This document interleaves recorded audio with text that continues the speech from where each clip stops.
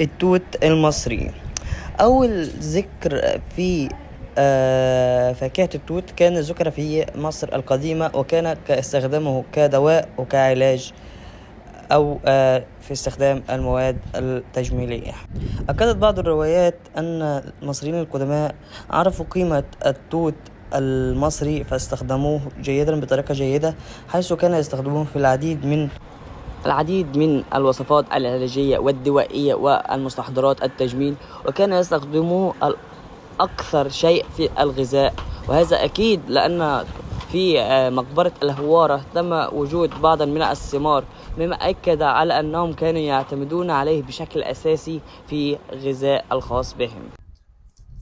كان الفراعنة المصريين يلقبون التوت باسم الخوت وليس التوت الاسم الحالي، مما يدل على أنه كان شيئا بارزا في ذلك الوقت وفي ذلك العصر الذهبي لمصر القديمة.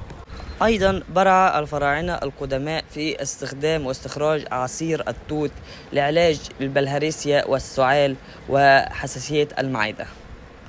نأتي إلى الأهمية الثقافية، حيث أن الفراعنة القدامى لقبوا شهرا باسم توت، والذي كان يحتفلون به وبموسم حصاده. كيف ذلك الآن؟ أيضا يأتي هذا الشهر من شهر الربيع أو الخريف، حيث نرى فيه ثمار التوت وموسم التوت الحالي الذي ينتشر فيه التوت، والذي يقابل له الكثير من الأشخاص المحبين له.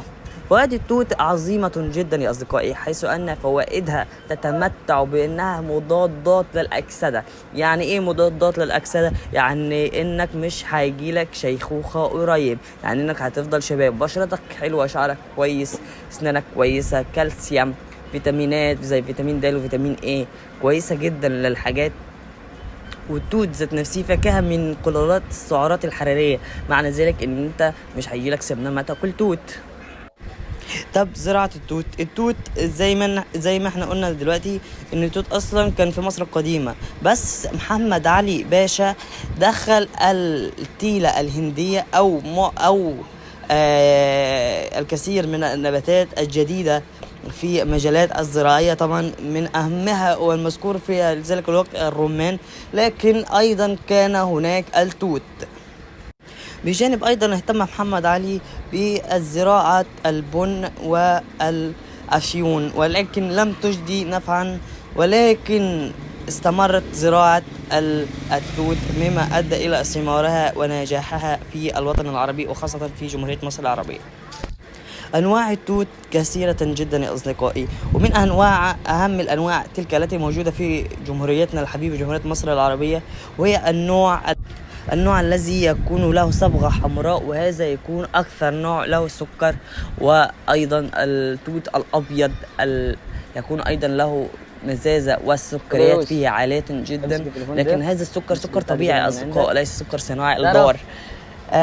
تأتي أيضا في الأنواع الأخرى التوت البني أو أسود، وهو له الصبغة، يعني ما تيجي تاكله كده بيديك صبغة في إيدك أو صباعك.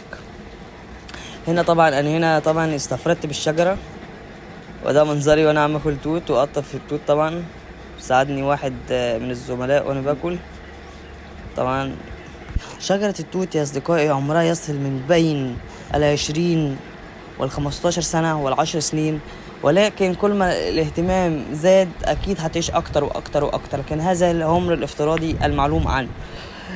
تكلفة زراعة شجرة توت اللي هي من أقل تكاليف